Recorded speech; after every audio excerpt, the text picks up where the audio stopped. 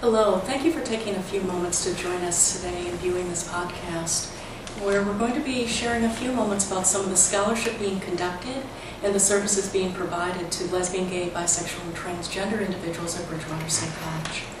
My name is Sabrina Gentle-Warrior, and I'm faculty associate in the Office of Institutional Diversity and faculty as well in the Department of Social Work. We thought it would be important to situate our comments today in a bit of institutional history.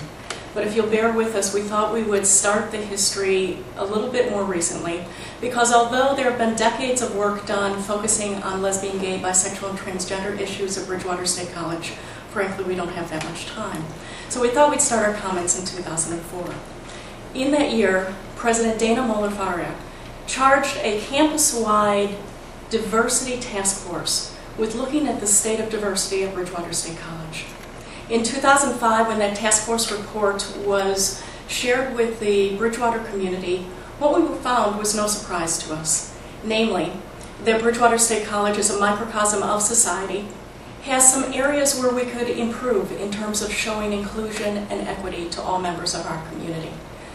What happened after that, though, was something that sets us apart from society at large, and that is our response to those findings. There have been numerous wonderful institutional strides forward in terms of inclusive excellence. I'm going to mention only 3 of them in the first few moments today. Number 1, out of those findings of the Diversity Task Force, the Office of Institutional Diversity was formed, and Dr. William Lewis was hired as the first director of the Office of Institutional Diversity. Number 2, under Dr. Lewis's leadership, a diversity task force looked at creating a campus-wide diversity plan that would guide our institutional efforts. And number 3, there was the hiring of the coordinator of the Pride Center, Lisa Forrest. Hi, I'm Lisa Forrest, and I was hired in October 2006 to open the GLBT department, and our official opening was in January 2007. The mission of our department is to foster the learning and development of GLBTA students, A stands for ally, and their cohorts, and to foster a campus climate of inclusion and equality. We do lots of programming, educational programming, discussion books, we have lots of resources, and we even offer a scholarship. Also, additionally, and this is the student affairs side that I'm talking about, but faculty have been working as well on the curricular side, and that brings me to Matt, and he will talk a little bit about the GLBT minor. My name is Matt Bell. I'm an assistant professor in the English department here at Bridgewater. I've been here for a year and a half. And in that time, there have been some exciting developments around GLBT content in the curriculum. For many years, it's been true that individual faculty members have taught GLBT content in various disciplines, including anthropology, art, communications, foreign languages, sociology. So there's an existing curriculum, and in the past year and a half, through the Women's and Gender Studies program, we've developed a GLBT Studies minor. This minor will make it possible for students to concentrate some of their energies around specifically the GLBT kinds of issues that these existing courses put on the table. And they will foster, the minor will foster future development of such courses, and I think help us to recruit more faculty to come who can teach these kinds of courses. I have personally had the great pleasure of putting together the new Intro to GLBT Studies course. I've developed this course in the past 6 months, and it's been approved and will be offered for the first time in fall 2009. That's INTD 265. We're very proud of the creation of this course. It's also, while it's true that there's a very specific curricular place that GLBT Studies now enjoys at Bridgewater State College, it's also true that for a long period we've had the benefit of funding from the Center for the Advancement of Research and Teaching at Bridgewater. I know that our 3 faculty panelists in this conversation today have all received funding from CART, as we call it, and we're certainly thankful for what they've done for us. And now I'd like to ask Ann Hurd to make a comment or two about her own experience of teaching this kind of curriculum at Bridgewater State College. And what can you tell us about teaching this kind of material? I've been teaching for the last 2 years a course called GLBT Teen Experiences in Young Adult Literature. It's a second-year seminar, and it uses young adult literature to launch discussions on some of the topics that teens and young adults face as they're going through their early years of identifying. And one of the things that I've discovered in the course is very interesting. It's been full every semester, but there are many students in the course who think that everything's okay, that because so many people are out now, that things must be okay. They don't realize the extent or the depth of the discrimination and the challenges that GLBT persons face. So the course has served to really increase awareness in that way, and it's a course for all students. It's not a course limited to certain students. In recent years, the young adult literature itself has gotten very much more sophisticated in handling these issues. The books have moved away from very simple problem novels, which are books about being gay as a problem that has a solution in the end, sometimes devastating, sometimes uplifting. We've moved away from those and moved on to a much more sophisticated perspective, ranging from issues of problems that are unique in same-sex relationships, reconciling religion and one's sexual identity, discovering that an older family member, for example, a grandparent or an uncle, might be gay or lesbian, and the teen never knew this. Transgender, transsexual experiences are coming out in the literature for the first time. And another thing that's happened is we're just now beginning to see some really high quality history nonfiction relating to GLBT issues in the United States that moves beyond collections of personal narratives. One other thing that I've done is, using my CART grant, I have launched a blog with these books to make the information on the books available to teens and young adults more readily than it is right now. And with that, I'd like to move on to Sabrina has been conducting research on discrimination faced by LGBT individuals. Sabrina, maybe you could talk a little bit more about the lived reality as you're discovering it in your research. Thank you. As a social work educator, one of the things I'm charged to do is work with students around issues of social justice. Part of that is looking at discrimination and how it affects people due to discrimination at both individual and systemic levels. In order to help make this material alive to graduate students in our social work department, Dr. Anna Martin-Gerald and myself in 2006 started the Diversity and Cultural Competence Research Project, where we look at a variety of things, but one of the things we look at are the discrimination experiences of individuals from 7 different disenfranchised groups. Lesbian, gay, bisexual, and transgender individuals are among these.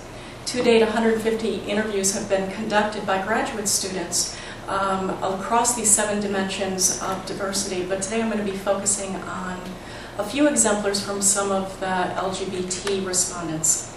What we're finding is that bias and discrimination is very much, unfortunately, alive and well and affecting people's lives. For example, and since this is largely a qualitative study, I'll be reading some respondent exemplars to illustrate my points. When you look at prejudicial verbalizations and attitudes, a 28-year-old white lesbian said, quote, "I've been called everything you can come up with." A white 42-year-old gay man discussed how in high school a lot of times people would think that when you hear things about gay bashing, it's just quote-unquote kid stuff.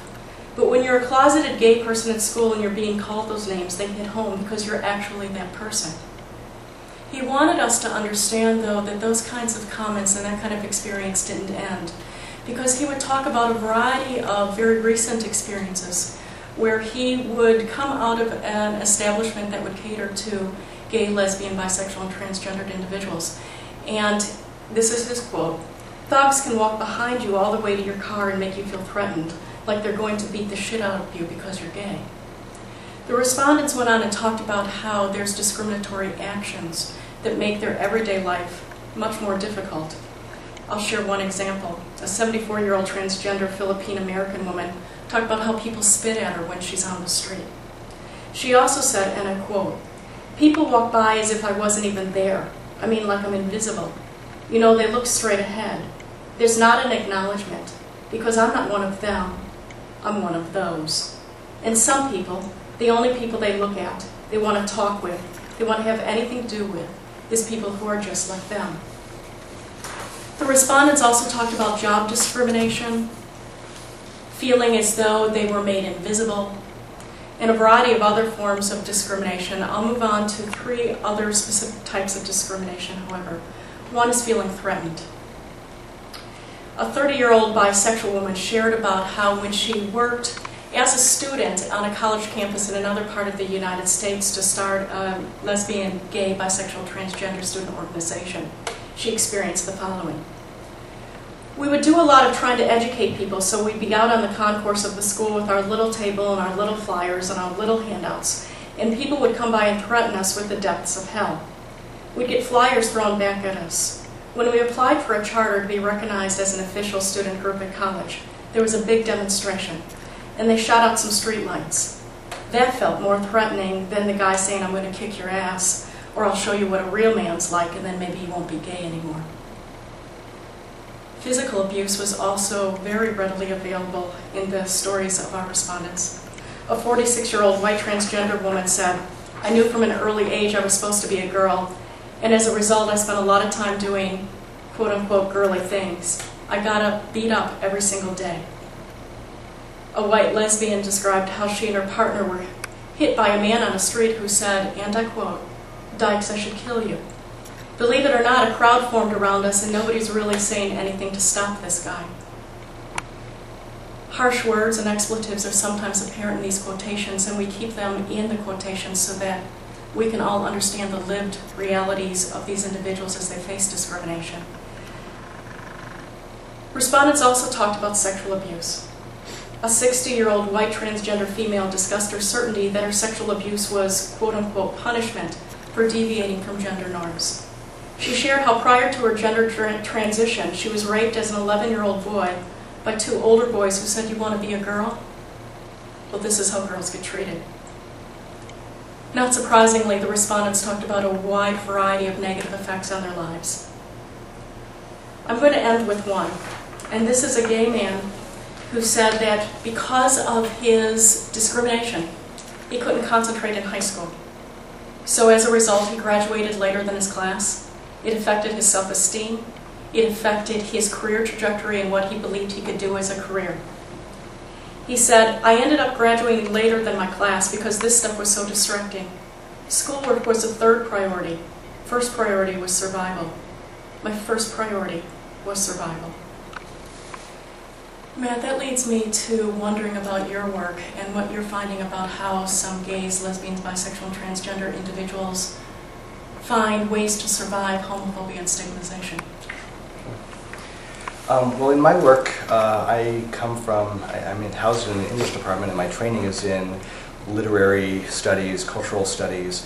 So I take up specifically the historical events of the gay liberation movement and the gay liberation era from a literary perspective. In particular, I find very interesting the narrative form that the gay liberation movement has taken. It has the fantasy of a beginning and the fantasy of an ending. What helps to combat discrimination, perhaps most importantly, is the emergence of this movement, an emergence that most people trace to the Stonewall riots, an event that took place in New York City, a riot in response to police harassment, a bar raid that took place in the very early morning hours of June 28th, 1969. This is the birthday of gay liberation, as many people will say. And that resistance to harassment, to discrimination, to prejudice was surely politically motivated and indeed violent and powerful resistance, but it was also, and this is what I want to emphasize, very joyful resistance. It's not for nothing that the the motto that people are familiar with these days to understand gay identity is a survivor of that era, and that motto is one of gay pride. People who don't feel stigmatized or ashamed of their sexuality, but happy about it and happy to share it with the world.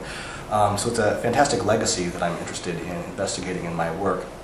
I'm currently working on a book-length project that investigates the narrative form of the gay liberation movement from a historical kind of perspective, and the last chapter of this book project is about the recent emergence of the internet in particular and the impact it makes on the gay liberation movement. I'm especially struck by the fact that, as a New York Times article in October of 2007 pointed out, recently, along with the rise of the internet, we've noticed a decline in the gay ghettos, as they're called, the major urban concentrations of gay people, GLBT people, in major cities, including New York and the Castro neighborhood in San Francisco and West Hollywood in Southern California, major urban environments where gay people have been able to experience their sexuality very openly, and in many ways have been able to combat discrimination by coming together. Of course, that community in the first place, that concentration, made possible the Stonewall riots. It's only because there was such a distinct residential population in 1969 that such a riot could take place in the first place, a kind of more or less spontaneous resistance to police harassment could take place. And I could point to other examples like the candlelight vigil that followed the assassination of Harvey Milk in San Francisco in 1978. These moments of activism that happened precisely because there was an urban concentration of people. In the last 5 or 10 years, those urban environments seem to have started to disintegrate, in part because the internet has taken over some of the functions of the gay ghetto, so that instead of going to bars, people can form relationships online. Instead of getting political information on street corners, it's now possible for people to get political information from blogs and forums online. The blog Toll Road, which Andy Toll runs, is a fantastic example, or Independent Gay Forum, some great sources for gay political information on the internet. So the gay ghettos seem to be in decline, and what has taken their place is a new kind of internet-based activism that some people are calling Stonewall 2.0, a new version, a kind of new and improved version of activism that some of us, myself included, want to view with a certain amount of skepticism, that it seems to represent a real change in the terms by which activism can be imagined. So it's a fascinating moment in the culture right now that as this transition happens. It's not quite clear what will take place in the future, specifically around issues like gay marriage that are very currently creating conversations and controversies across the country. How will activism take place in the next 10 or 20 years around that kind of issue? We're finding out as the days pass immediately. But it's an exciting field to work on, and it's great to be able to do this kind of work at Bridgewater State College. I'm interested in, of course, community formation, and that leads me back to the community here at Bridgewater State College. I want to invite our GLBTA Pride Center coordinator, Lisa Forrest, to comment on what she knows about the lived experiences of GLBT students here on campus. Thanks, Matt. I've had several conversations with students over the course of many years, actually, and I've basically compiled these into a summary of observations. And then there were some, in preparation for this work, this conversation, I asked some specific questions. So basically, GLBT students do face some unique challenges, as Sabrina and Matt and Ann all discussed. But they also face some challenges that all students face, and that mainly has to do with identity development. I'm not going to spend really any time on that, but really talk about more of the specific challenges that are unique to GLBT students here. One major area of concern is for emotional and physical safety. Sabrina very much touched on that. Is the campus climate supportive is another important question. Prospective students contact me very frequently to ask what policies do we have in place here. that can support them, in particular transgender students. They're interested in gender-neutral restrooms. They're interested in what our policies are for preferred name in student records, things like that. They're interested in housing. Another area of concern that's unique to GLBT students is basically identity management, which means, should I come out, and to whom, and at what point, and what will the consequences be? Another challenge for them is finding role models on campus and in the media at large. We'll talk about the media at large, really, because that's mostly what these conversations are about. So the representations of GLBT lives in the media, they do have the fortunate outcome of helping students, and all GLBT youth, in fact, discover, name, and articulate their own identities and experiences. Depending on the portrayal, the students can relate to the GLBT characters to varying degrees. There are, to break it down very simply, positive and negative characters. The positive characters are ones that provide an affirming cultural reflection of their own lives, that makes their community visible and significant, and because normally they feel invisible and insignificant. And it sometimes also creates role models for these students about what healthy relationships look like and what healthy individuals look like that are GLBT. The negative characters tend to reinforce myths and stereotypes and other misconceptions. Overall, the students believe that media representations of GLBT people are largely inaccurate. They point to GLBT characters as being heavily stereotyped, in particular bisexual and transgender individuals. They note that there are too few lesbian and transgender characters and hardly any, if at all, bisexual male characters. The queer women that are depicted are usually bisexual women, and they commented that that's probably because that's in vogue right now and because it's quote-unquote hot to straight guys. And they also note that promiscuity is much more prevalent in the media than it is in real life. What the media accurately depicts, however, are coming out stories, unrequited love, stories of unrequited love, experiences of discrimination and ostracism, and friendships between GLBT individuals and allies, with the exception of straight male allies. Usually the relationships between allies and GLBT folks are with the gay male and the straight female. And they also noted that books tend to depict their lives much more accurately and much more, as Anne was saying, in a complex manner, more realistic than movies or TV do. And to touch on Matt's point about finding support and community, here the students, they don't find community in very many places, physical spaces. There are some clubs in Providence, Rhode Island that they go to, although not all that often. Provincetown, which was surprising to me because it's right around the corner, I suppose, is infrequently visited. The majority of BSc students that identify as GLBTA stay right in Bridgewater, and there really on this campus there really is no space besides the Pride Center that they go to. So their community is largely right here in the Pride Center on campus, or it's basically on the internet. And so with the internet, just like with the media, it has some positive and negatives associated with it. Basically what they use the internet for is to meet other GLBT students and people, to discuss GLBT issues and anything that's important in their lives, to learn about things, to rally about things, to rant about things, and to protest. And lots of times it's just simply to hang out and just not even have a really deep conversation, but just kind of hang out and get to know people.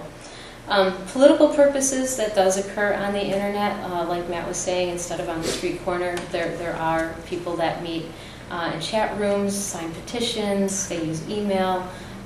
Facebook and blogs are all used to support political purposes. Social purposes, they say that friends are made and lost online, and some friends are online friends only.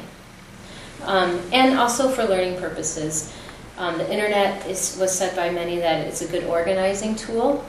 We're going to meet here to do such and such. For example, jointheimpact.com is one such organizing tool that they've used. And it does inform them of political events. We found out today, like minutes after in Vermont, the legislature overrode the governor in favor of same-sex marriage. So it's legal there now. And so in terms of, is it a good thing or a bad thing, the internet? Because it can be both, like anything can be. And I talked to students about this a little bit as well. On the positive side, the internet makes them feel much less isolated. And it gives them an opportunity to realize that there are other people out there that are just like them. So they met other GLBT youth online. They learned about the Pride Center that's specific to BSC, and they joined other online groups. So the internet does have the consequence of removing that sense of isolation. And this could be positive or negative, what I'm about to say. The internet enables them to, or at least the culture of the internet, enables them to express themselves more easily online, which means they can reveal more information about themselves and their friends. Their sexual orientations, their friends about somebody, their opinions about certain things. And as you know, that can be a great way to give information. It can also be too much information. And then the negative side of the internet, sometimes they do reveal too much or inappropriate information, and they're aware of that, usually after the fact. And some of them actually noticed a decrease in their in-person social skills. They noticed that their in-person interactions weren't necessarily as rich or as in-depth as they could be without the online area too. Multitasking plays a role in that, because they can be having a conversation with you and texting somebody else and then blogging about something else, so they're multitasking, but that just reduces their ability to be present to each individual, regardless of the medium. And because so many, I thought this next point was interesting, that although the internet has enabled them to feel less isolated from other GLBT folks, the internet too is a microcosm. And they feel somewhat separated from mainstream society, because they really go more to GLBT type areas and sites and things like that, and meet other GLBT folks. So in a way, it reflects their experience of being marginalized from mainstream society. And I just also wanted to ask them, and they shared with me the answer to this question is, which do they prefer, gathering online or gathering in person? And I thought the answer would be a combination of both, and certainly some people said that. But I just found it really interesting that about half of the students said that by and large they prefer meeting in person, and about the other half said by and large they prefer meeting and communicating online. Thank you for joining us for this few